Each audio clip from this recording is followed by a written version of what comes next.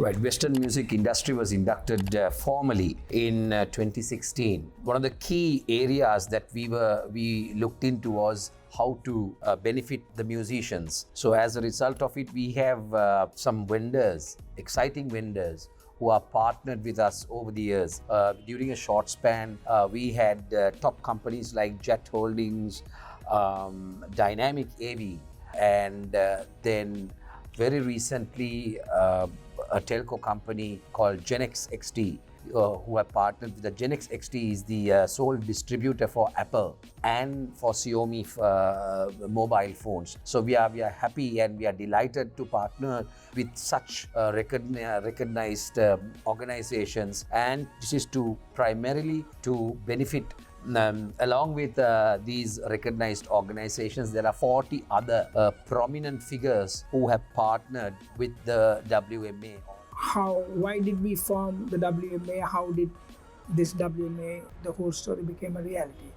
I actually joined the WMA in 2013. That's where my story begins. So if I go back about 35 years, say from 1985, all our senior musicians were trying to form this association, so-called, for the musicians.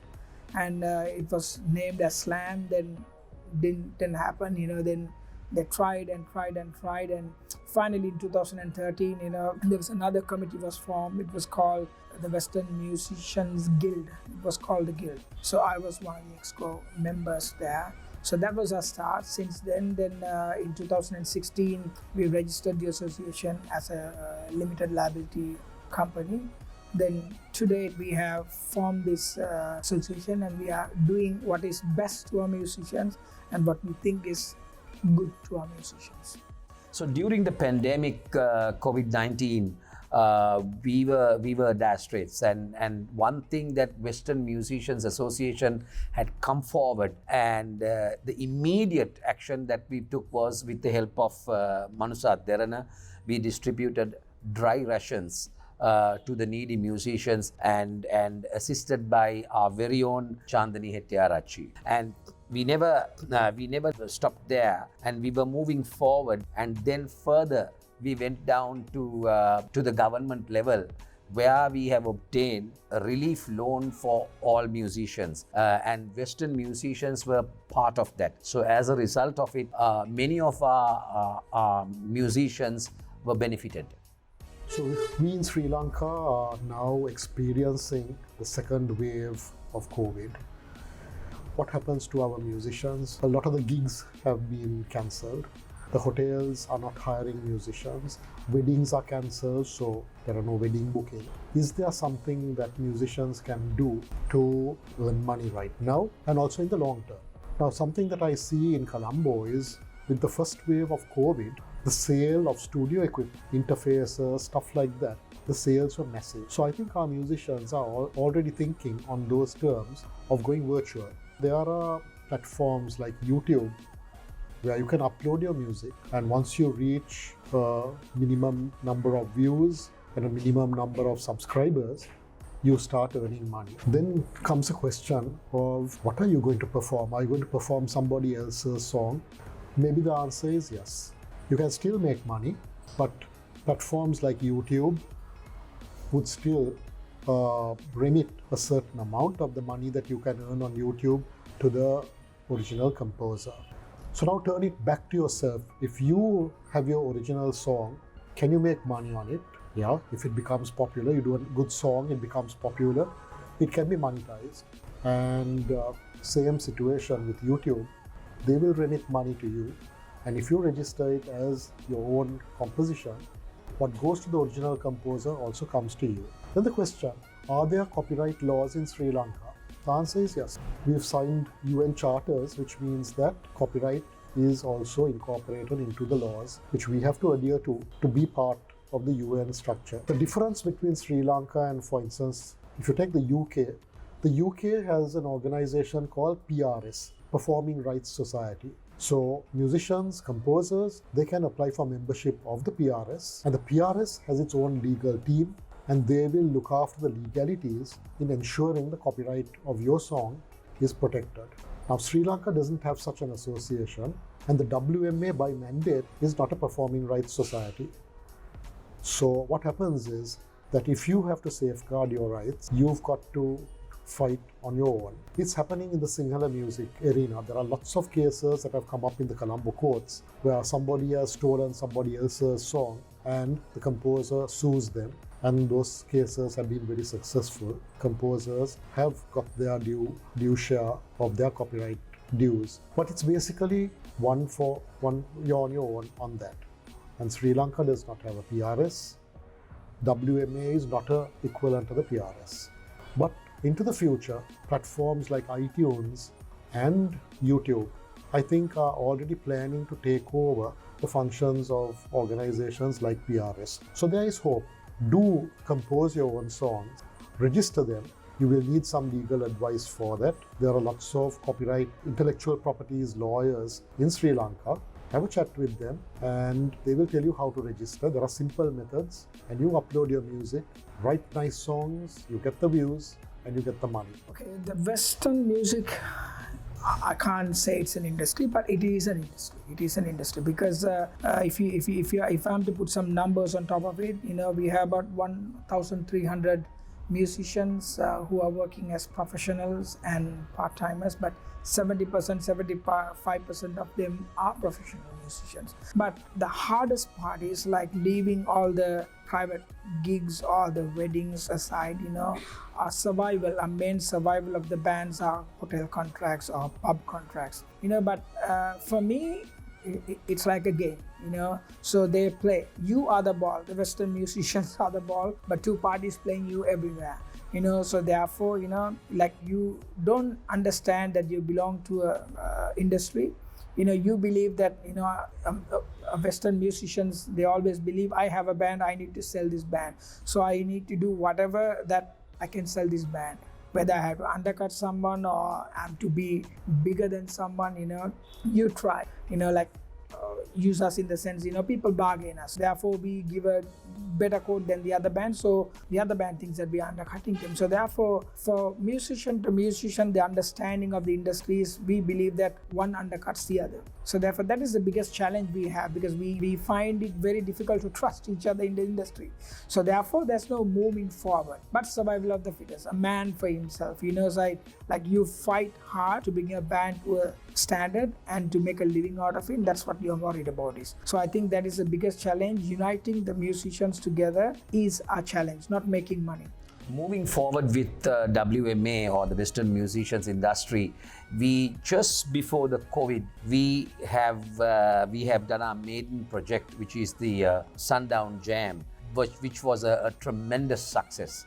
And so moving along with our future plans, so unfortunately we were planned to have several projects during October to December to benefit the musicians in order to raise funds for the musicians, and we are still moving ahead. I mean, the second project would be in a form of a festival, a music festival has been organized. And from there onwards, we are planning a virtual concert, which we will air to all our fans, Sri Lankans scattered all over the world. And then there are competitions being lined up, which we will notify you very soon. This is all to protect and to help the Western musicians in Sri Lanka. I think basically what we need to do is, if you look at the industries, the hotel industry or the event industry or the wedding planners, there's something that I have analyzed. I'm going to put it very bluntly because this is how I see the industry. So one, just after COVID, when things were back to square, people, popular artists or popular singers or popular bands, they went into this club concept, which is not theirs. They went into this club concept and they started doing little shows, crowd pulling shows, So for an example, if you have a popular band, of course you have a following. So therefore, whenever you do an event, you're guaranteed that you if you put your heart and soul into that, you can get about 300 people, right? So according to COVID protocols, we were given protocols. In a club, 50%. At a wedding, 60%, things like that. But one way or the other, they managed to protect this so-called the wedding industry. So weddings are happening, even after the second wave, weddings are happening. There were no objections for the wedding, but immediately, with immediate effect, the club stops, the pub stops, and all these gatherings stop. Why? Because they came to we created this demon, like, my goodness, if things happen like this, we will find it very hard. So therefore, all these gatherings, all these parties, all these pubs and stuff. But like moving forward, like I would believe that it's time that we trust each other. You have an association, so therefore you can sit in a forum and put your layouts, put your plans. What can we do for the next 3 months? Because there can be a third wave. We're talking about the second, there can be a third wave. So the first wave, we struggled. The second wave, we were just absolutely gone nowhere because we have no hope. There's nothing called hope. So imagine another wave called the third wave. I don't know how many people will survive. So therefore, my challenge and my urging from the band leaders, the popular band leaders and the small leaders, I think the band leaders are entrepreneurs. They are, I would say, advisors, or because if you take the EXCO, we are 13, but if you take the band leaders, we have a thread, we have about 45 band leaders. So all you popular bands or smaller bands, you can come and share your thoughts. So therefore, we can lay out a planner, operational planner. How are we going to proceed from this second wave? So we will not touch base on any dance music or any dance concept. We can focus on just listening pleasurable music and picking some of those venues are open to where COVID is prevented. But then again, from the association point, I would say, like, we say to all our members, we will fight for your payments. For an example, we tell our members and everybody, we want to talk to the hotels and fight for a minimum rate, so they cannot bargain. You a band will get this amount of money, or duo will get this amount of money, or trio will get this amount of money. You actually can't dictate terms with the hotels, can you? You can't. But the only way you can do this is doing our own events. So that is where the WMA EXCO believes that we need to rebrand. We need to brand WMA on a place where whenever a WMA event takes place, you are definite that the most happening place is this place, and the most number of people can sit down and enjoy some listening pleasurable music is this WMA events. And also, we have the strength to display many bands. So wherever we do events, we are sure that the musicians will come, or the guests will come. So therefore, we can, from the popular band to the smaller band, we can give one payment. So therefore, we practice these kind of practices among the association. So first, we have to start this. So therefore, I would say, we need to launch the WMA on a higher position in Colombo. We have to do our own events. We have to plan our own shows. For an example, talk to the clubs, talk to the venues, and say, we are WMA. We have this amount of number of people. We can put a show where we can give you about 10 bands a night. Where you have different music. So we create, we promote. So therefore, we don't need to rely on the hotels. We don't need to rely on the pubs, where you come and do your own gig, and again, you can go and do your pub gig as well.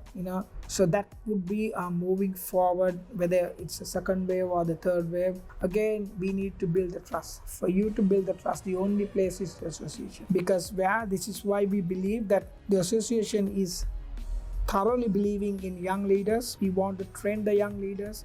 We want to show them the right path.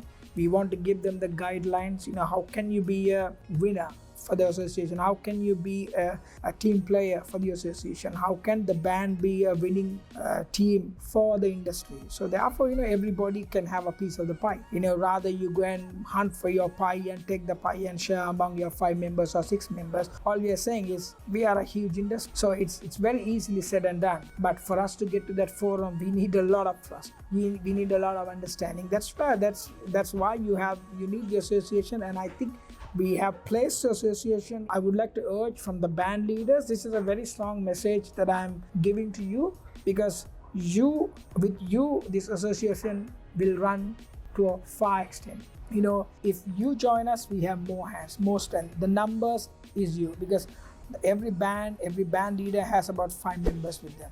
So it's a strength for us. If the band leader is in agreement with us on principle basis, so we can train our musician. If the leaders are trained, right? So therefore, where do we stand? So to bring unity, to boost this industry, I believe we need to stand together. And the place where you can trust each other, where we can develop each other, is the WMA.